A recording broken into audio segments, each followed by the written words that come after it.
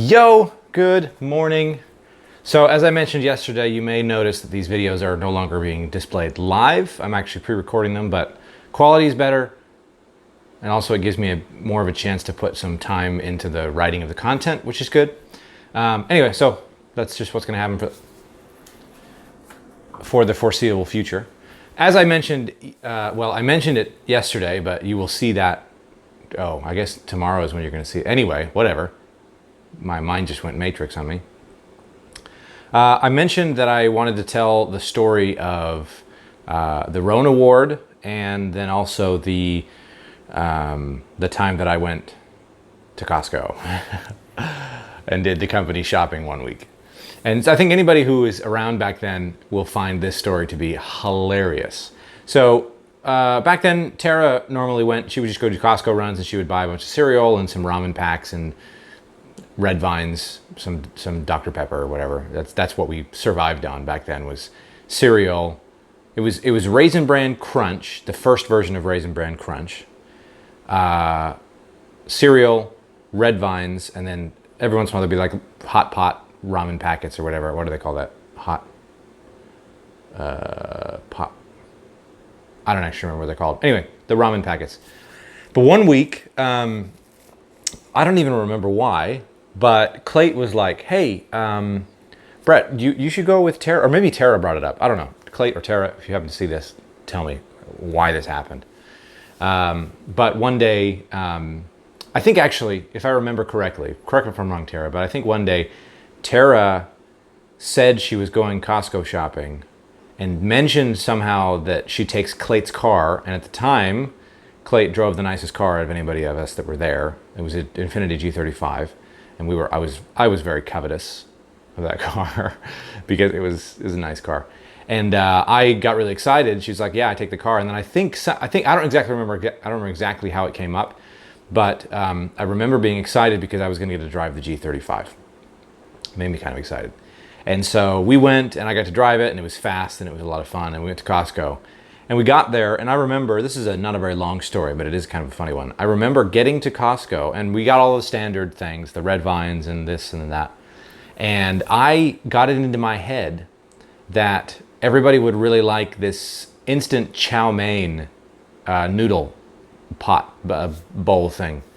And because for whatever reason, I was hungry for chow mein at the moment. And so we went in and we bought just gobs of this chow mein. And I was all excited, and I was like, yeah, everyone's gonna love it. And I think Tara was like letting me have my moment and just sort of not saying anything. Because when we got back, I remember the reaction came in waves. Initially, it was like, chow mein? Who got chow mein? And I'm like, I got the chow mein. It's awesome, right? And they're like, yeah, I guess so. And then it took months. I might be over dramatizing it, but it took a long time for us to go through all of that chow mein because it was difficult, right, to get through. And at the time, I didn't have any concept of like a budget of what we were supposed to be spending there. And so I'm pretty sure we doubled the weekly budget for grocery spending. But like I said in the last video, like I said in episode 19, it was a very interesting thing where as a small company, we were growing and there was interest in all of us growing together. And so it wasn't one of those situations where it was like there's hard, fast rules and there's a bunch of things that you have to do, and there are set like specific things that you need to make sure that you take into consideration and blah, blah, blah. It was like, we're all trying to figure this out and we're kind of making it up as we go. And so some of those situations, again, I've said this a couple of times, but I might have just been shielded from the wrath. They may just not have told me. But at the time, it was like we were all trying to figure it out. And I think that's the important thing, is that in a small business, you don't know what's going on. You have no clue how things are supposed to work. And even if you are really, really good at the thing that you do, running a business is not just doing the thing that you do. Running a business is so much more than that. In fact, it's very seldom more than 30% of what you do is the thing that you're good at. Most of the time, it's you figuring out how HR works, figuring out how finances and taxes work. It's figuring out how sales works. It's figuring out how marketing and sales work together. It's like discovering your brand messaging. It's discovering what's the most, like who your target market actually is, right? There's a lot of activities that happen that are not quite as important as they might seem. And I think the larger lesson there that I took from it is that, again, like I said yesterday, everything has to be put in context. Most people don't care. Like the fact that I doubled the grocery budget 1 week at Infusionsoft in the early days. Put it this way. For the number of things that I did that should have crippled Infusionsoft, if we take that in the mindset of like the standard small business owner that freaks out over little things, the number of things that I personally did to Infusionsoft, not just at or like around, but to Infusionsoft, the negative things that I did should have crippled the company, and yet it didn't. And I think the important thing there is realizing that what you're actually doing and being good at it, and whether or not you have good direction, you have a good team that's leading your company in the right direction, is going to be so much more important than, did this email have a period at the end of the subject line? Did the video cut off too early? Is the website replaced with a stupid video of a kid banging on the chair for too long, right? Because at the end of the day, it's not, those things aren't as important as they can seem in the moment, right? So that's kind of just a follow-up from the video yesterday, but the real thing that I wanted to talk about was the Rowan Award. So I remember, this is such a powerful experience. When so if you don't know about, there's a story, and I forget why it's called Rowan, why Rowan has anything to do with it. Maybe he's the guy who wrote the story or something, but it's a story that Clate told us one time at one of our company meetings, and it was, there was this guy in some military on some island somewhere. The details don't matter. And he had a message that he needed to get to General Garcia, who he heard was on a neighboring island, right? So he turned to this guy, I'm assuming the guy's name was Rowan, and he said, hey, I need you to get this message to Garcia. And the guy took the message and left. And he went and found Garcia, delivered the message, and they ended up winning the battle and whatever the dramatic victory was or whatever. Now, the important thing about that story is not war or battles or that you win when you find the right people. It was the guy who needed to get the message to Garcia just went and did it. He didn't look for direction. He didn't look for somebody to tell him where Garcia was. He didn't ask questions like, what do I do if he's not there? He didn't ask things like, is there somebody who can like direct me to where he is? Didn't do any of that. He just went and did it. And I remember Clate, when he explained this story the first couple of times, he said things like, well, I think actually this is my brain imprinting this on him, but I'll give him credit for this one. But it's like, and it's a very simple, mundane example. If a CEO if he really likes like a pastrami sandwich on Russian pumpernickel bread with full fat organic mayo, right, for lunch. This is obviously I guess Clate would never have said this because he couldn't care less what the sandwich was. But the point is, if I want something specific and I ask a secretary or receptionist or an assistant or somebody to go get me the sandwich, I'm not concerned. I as the CEO don't have time for, nor do I care about whether a particular store carries Russian pumpernickel bread, or how far the person's going to have to walk to find it, or how many stores they're going to have to try until they get it all right. All I care about is the result. And the important thing is not, so that's kind of a bad example because it speaks more to like CEOs can be prima donnas sometimes. I think it's more, as a business owner, I think we need to think about this less as though we're the assistant, meaning we're an assistant, and we're like, our job is to just go do things for people. And more that we are, the result is all that matters. The end result is what's important. It doesn't really matter how you get there, right? So I have this video, like I mentioned, the higher quality video only gives me 10 minutes, and you can see I have a little timer up here. So I got about 10 seconds left before it's gonna cut out. So I'm gonna cut this video and come back to it again. Anyway, so the result is all that really matters. The end thing, the getting the thing right? And as a business owner, we have to be much more aware that getting to that result doesn't necessarily, it's not necessarily done by moving in a straight line. Sometimes you look at something and you think, oh yeah, I know how to do that. Sometimes you look at Mount Everest and you think, oh, you just kind of walk towards it and then you walk up it. And then maybe you realize that you don't do that. You actually have to go, you have to drive to get to base camp, and then you have to hike in a very particular way, or otherwise you'll die, because there's only one way to get up, right? Or maybe there's more than one way, or whatever it is. Same thing like if you go hiking on a smaller mountain, something closer to you, maybe there's one, maybe there's 2 or 3 trails, but you still got to get to the trailhead, right? So depending on what your goal is, sometimes it can seem straightforward the way that you get there.